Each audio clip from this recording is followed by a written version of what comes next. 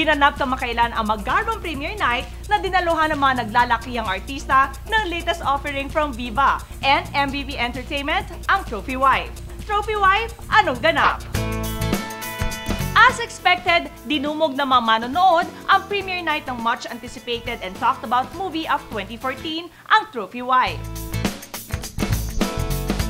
Para suportahan ang mga kaibigang bida ng pelikula, hindi rin pinalampas ng ilang mga celebrities na mapanood ng pelikula sa premiere night nito.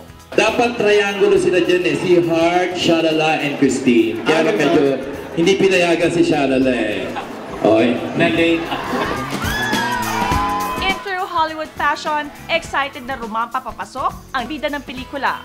John Estrada and Derek Ramsey were very dapper, while Hart Evangelista and Christine Reyes were as expected glamorous and elegant. Thank you so much for taking the time to come over and sana ma-enjoy niyo. Sana po manood kayong lahat and enjoy the movie.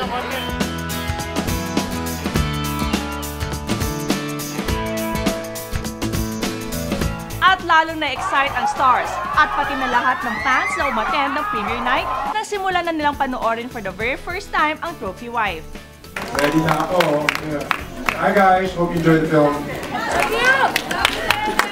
Love you too.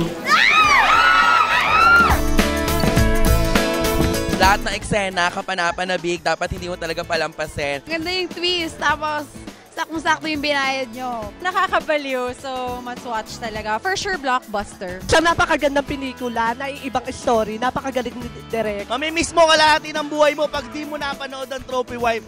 Ito na, the moment of truth.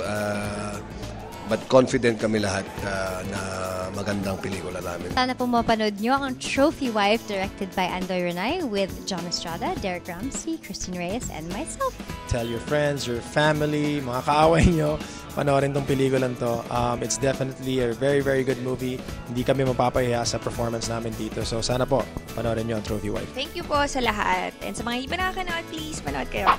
The secret is finally out! Gaya ng matagumpay na premiere night, dumagsa din ang mga tao sa mga sinihan sa regular showing ito. Kaya wag na magpahuli, panoorin na ang pinag-uusapan ng bayan, ang Trophy Wife in cinemas nationwide.